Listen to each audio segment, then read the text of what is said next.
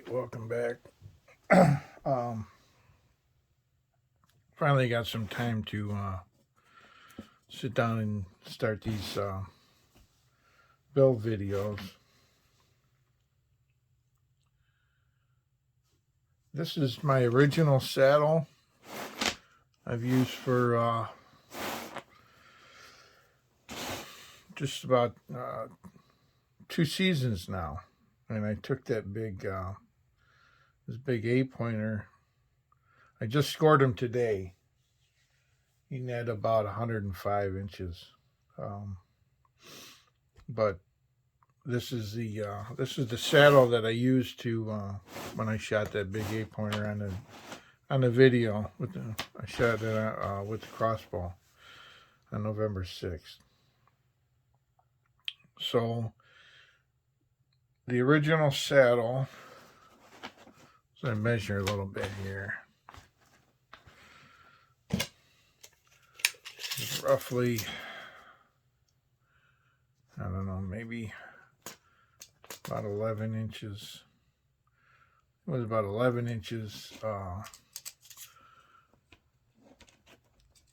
side to side down here. It's about 18. I think we had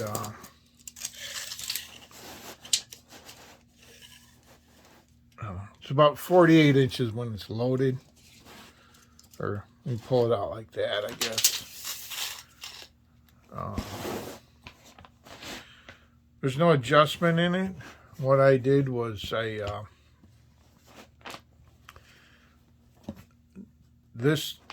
all these lines here are one continuous piece that loop around to the other end inside of this tubular webbing, and then each one of these, like rungs, is a separate piece.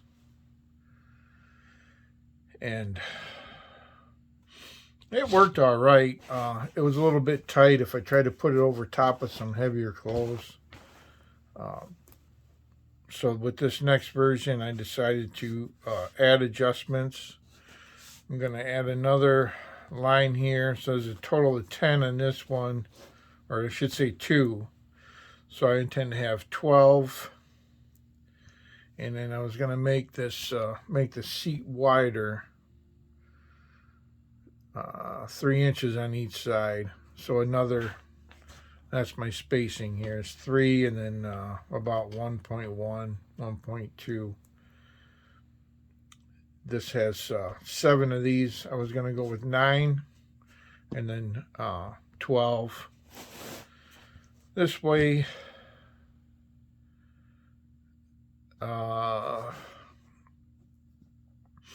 what else? And then have it adjustable. And I was going to have the adjustment on each side right about in here. And I was going to do that with Prusik knots. I'll show real quick what I had to do. Working with this stuff is not, I'm a tool maker, so when I'm dealing with steel and aluminum dealing with sizes, it's all pretty stable. But you're dealing with these ropes and different, this nylon's paracord has stretch. Mil-spec is 30% stretch. So you have to, this original saddle, this is one size when I put it on, and when I put my weight in it, it gets necessarily longer. So it's not a terrible thing, but it's just something to keep in mind. What we have here is to get my sizes from adjustment point to adjustment point. So on the new saddle, from here to here, I had to mock that up. So here's the Prusik on one side. There's going to be on each side of the seat, these will be paired up. and like this, 2 lines, and in Prusik knot, and then this loop will come up through here, and each one will come up through here, and we'll get to that.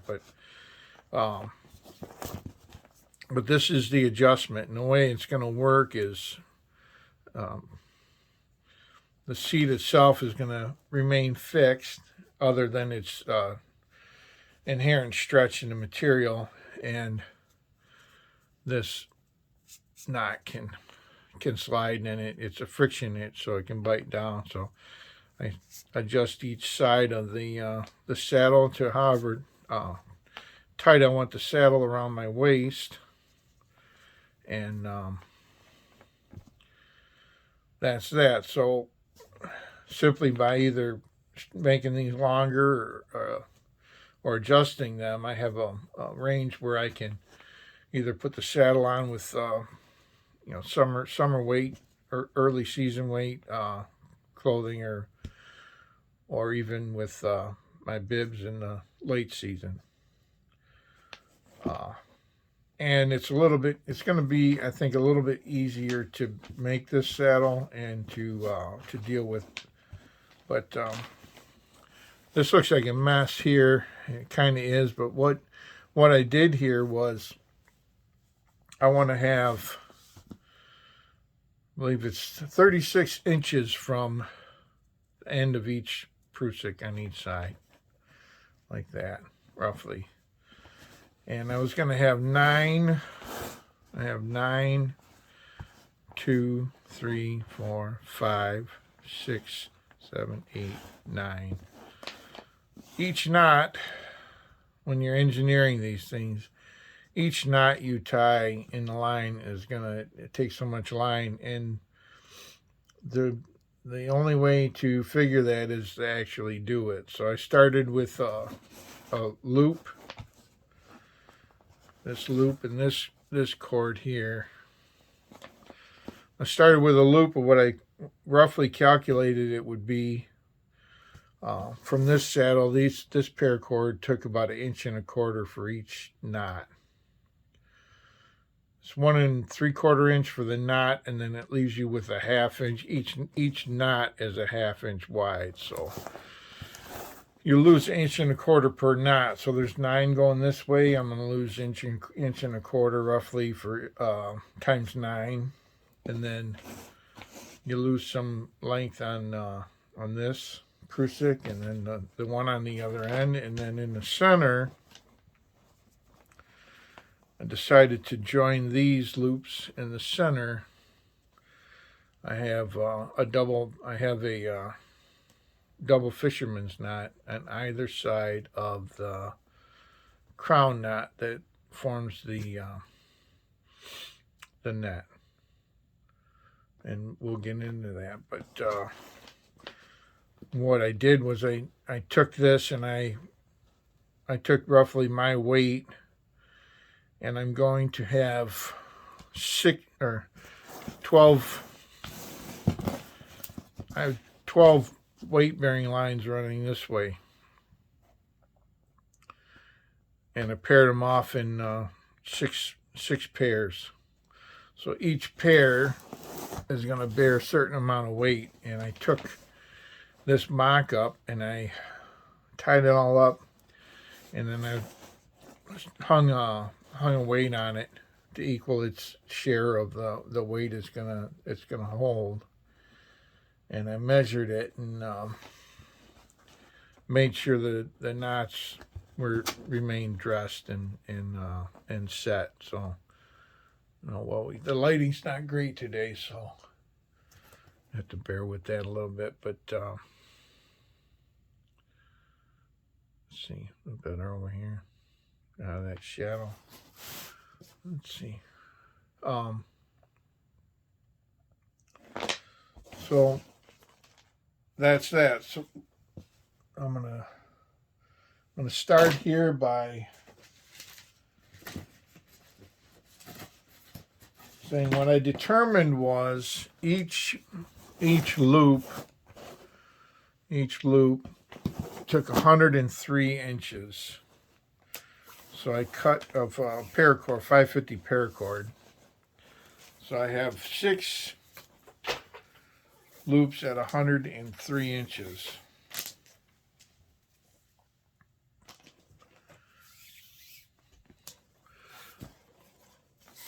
So I take each one, and I take each one, and the first thing I'm going to do is double them over and mark, and I'm going to mark the center with this marker or whatever I got, but I'm going to mark the center in each one. 1.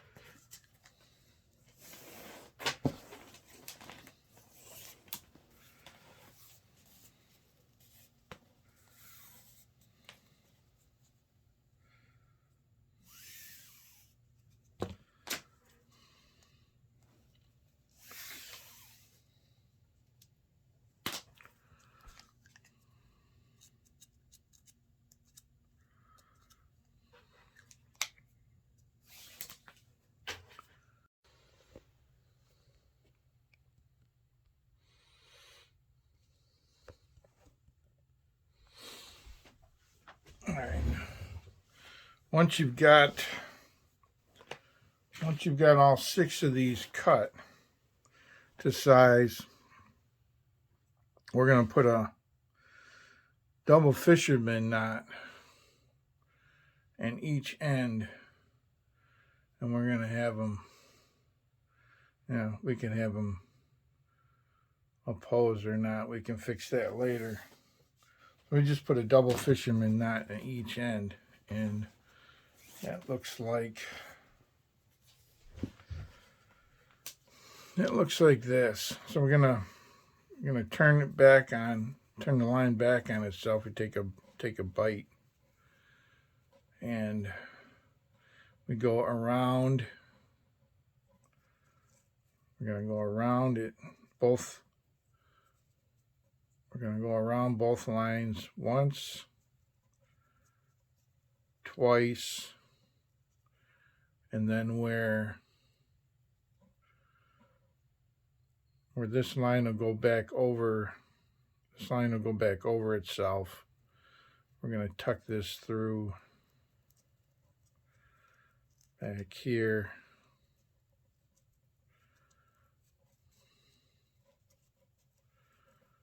And I'm not going to leave a long tail, but I'm going to try to make them all relatively the same size. So I'm going to show that again. What we can do is I can make one way like this, and then we go with the other one. We go the other way, and it should work out for having the opposed knots. It's a little thing. What happens after we put this together is these steps end up meshing, and it's a neater knot when it's done. But anyway, we take this one and show this again. Move some of this out of the way. Let's see here. So we take a bite, and then we'll go around, take a bite, and go around once, both lines once, twice, and then you see here where these 2 loops are formed, and then we're like that.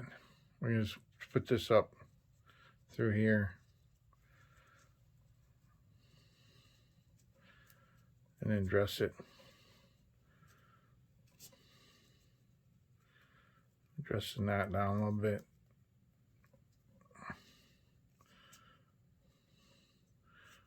It's going to form a sliplet, not like that, but we will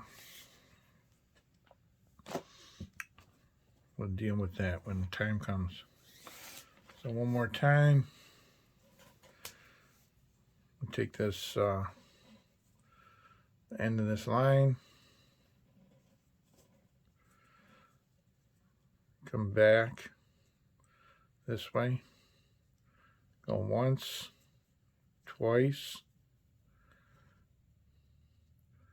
and then up through and up through between, and dress it and set it. Well, you don't have to tighten it up too much. It's going to remain a slip knot, or it's going to clinch down on itself no matter what, but we want that later.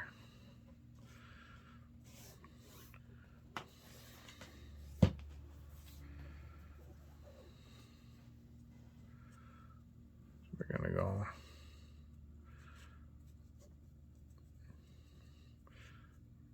make the bite, come back this way, away from the,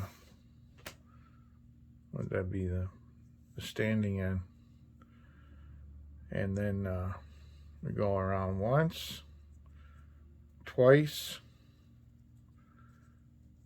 and 2 loops are formed.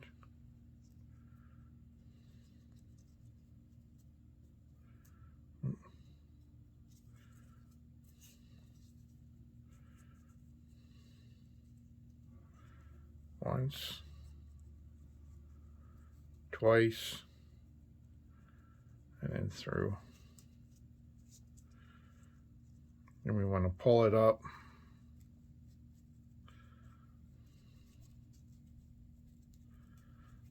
And maintain that.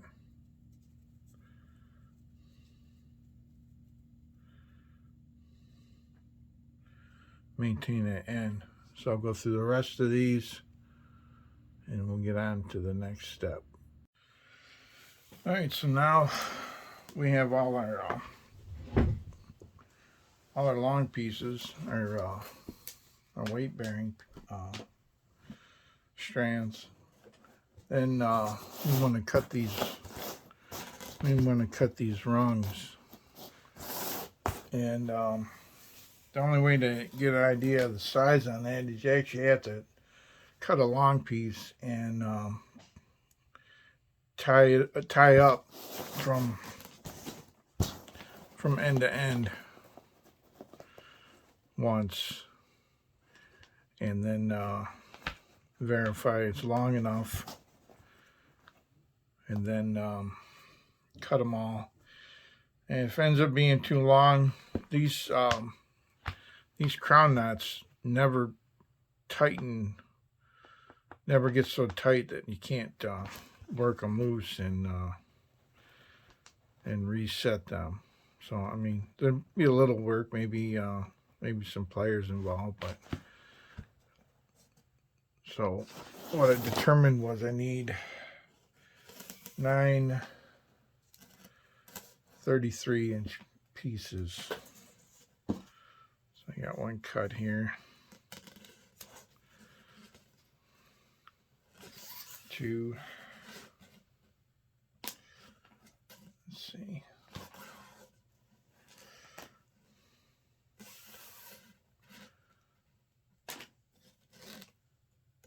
3, 4,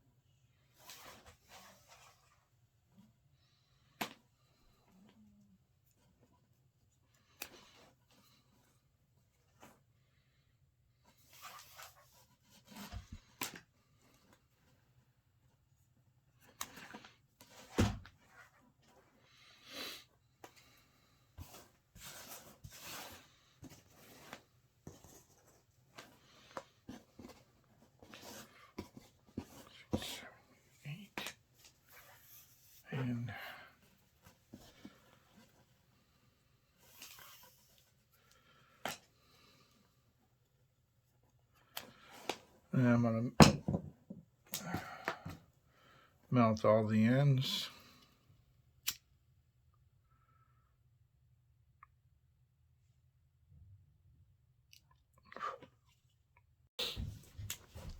Okay, once all our 9 pieces are cut, we're going to tie a double fisherman knot in each end as a stopper. So see if I can show that a little better. Come back, we make a bite. In the end of the line, we come back on it. So if we go around once, and on the second time, we're going to go between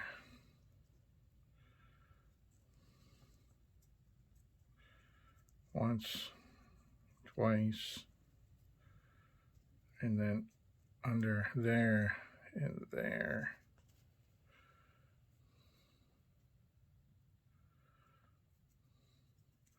There's a bunch of other videos on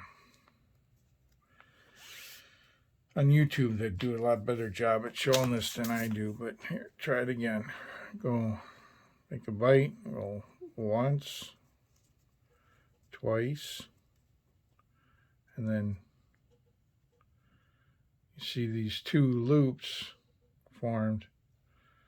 We're going to go put the end through both of those.